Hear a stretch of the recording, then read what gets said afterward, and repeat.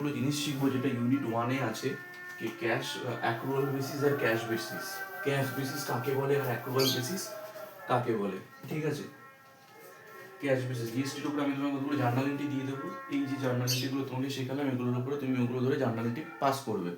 আর এখন যেটা শেখাচ্ছি এখন হচ্ছে ক্যাশ বেসিস আর অ্যাক্রুয়াল বেসিস। ক্যাশ বেসিস আর একটা হচ্ছে cash basis and accrual basis.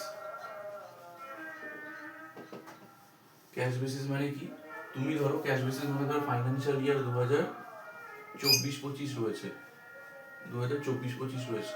Cash বেসিসে অ্যাকাউন্টিং করা মানে ধরো এই ফাইন্যান্সিয়াল ইয়ার 24-25-এ তুমি ধরো একটা ইনকাম করলে, ক্যাশ রিসিভ করলে, ক্যাশ রিসিভ, তো সেটা যেহেতু ক্যাশ বেসিসে হচ্ছে তাই সেটাকে নিয়ে নেবে, ঠিক আছে?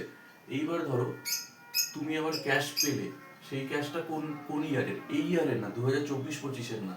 ধরো 2025-26 রিলেটেড একটা ইনকাম, সেই ইনকামটা তোমায় দিয়ে গেলো, সেটা তুমি ক্যাশে রিসিভ করলে, তাহলে 2025-26-এর ইনকাম বাট রিসিভ করলে এই বছরে, ঠিক আছে? তাহলে এটা এখানে নিয়ে নেবে। আমাদের অ্যাকাউন্টসে কি শিখি, যদি 25-26-এর তাহলে তো সেই বছরে করবো, এই বছর তো নেওয়ার দরকার নেই, কিন্তু ক্যাশ বেসিসে করবো। আবার ধরো ক্যাশ রিসিভ করলে আরেকটা, যেটা কিনা 2024-25-এর ছিল, 2023-24-এর ছিল, ওই বছরে দেয়নি, এই বছরে দিল, তো সেটা তো তাহলে ওই বছরের, এই বছরের তো রিলেটেড না, তাহলে তো আমার নেওয়ার কথা ছিল না। কিন্তু যেহেতু কি ক্যাশ বেসিস, ক্যাশ বেসিস মানে যাই আমি ক্যাশে পাবো তাই আমি তুলে নেবো, তাহলে এটা যদি আগের বছর রিলেটেডও হয়, ক্যাশে আমি পেয়েছি তাই এটা তুলে নেবো। আমি অত আগে কিছু দেখবো না, কোন বছর আগের বছর না পিছনের বছর না কেউ অ্যাডভান্স দিয়ে গেল, ওইসব আমি দেখবো না।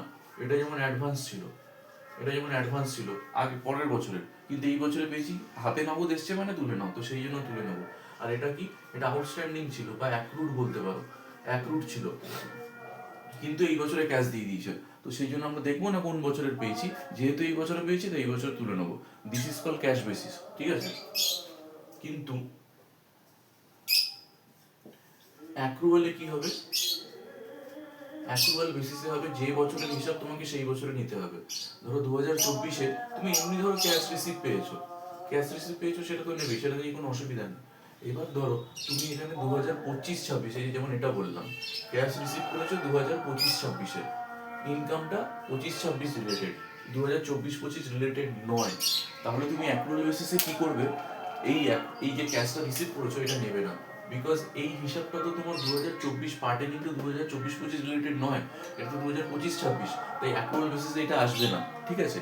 সিমিলারলি তোমাকে যদি বলে ক্যাশ তোমার আউটস্ট্যান্ডিং ছিল, মানে ইনকাম আর কি, ক্যাশে বা যাই বলো ইনকাম আউটস্ট্যান্ডিং ছিল 2024-25-এর, সরি 2023-24-এর, সেইটা তুমি এই বছরে পেয়েছো, তা এটাও কি এই বছর রিলেটেড?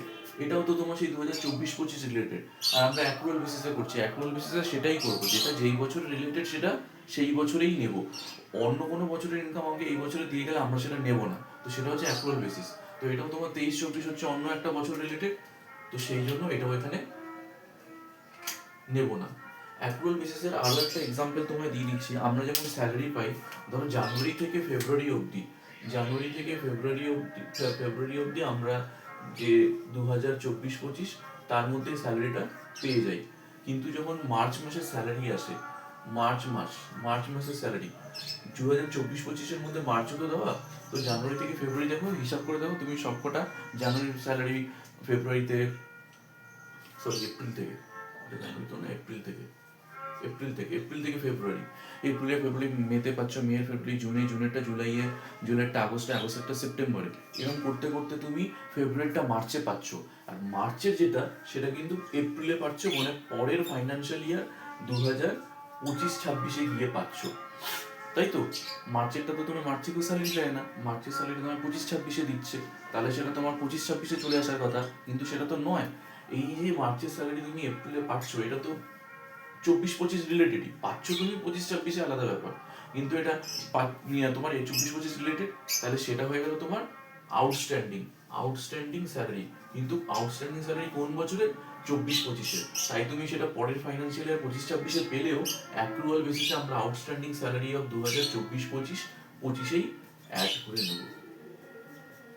এটাই হচ্ছে অ্যাক্রুয়াল বেসিসের কনসেপ্ট, মানে 24-25 মার্চ মাসের স্যালারি তোমায় দিচ্ছে হচ্ছে পরের ফাইন্যান্সিয়াল ইয়ার 25-26-এ, কিন্তু যেহেতু ওটা ওই বছর রিলেটেড, তাই আমরা সেই জন্য 25-26-এর যে ইনকামটা পেলাম সেটাকে বাদ দিয়ে দেবো না, ওটাকে আউটস্ট্যান্ডিং বলে অ্যাড অ্যাড আউটস্ট্যান্ডিং বলে 2024-25-এই নিয়ে নেবো। এটা হচ্ছে অ্যাক্রুয়াল বেসিসে পদ্ধতি। আর এটা যদি ক্যাশ হতো, ওই মাসে ওই বছরে পাইনি তাহলে নেবো না, 25-26-এর পেয়েছি তো 25-26 নেবো, কিন্তু 25-26 তখন নেবো যখন 24-25 যদি সেটা অ্যাক্রুয়াল বেসিসে হয়।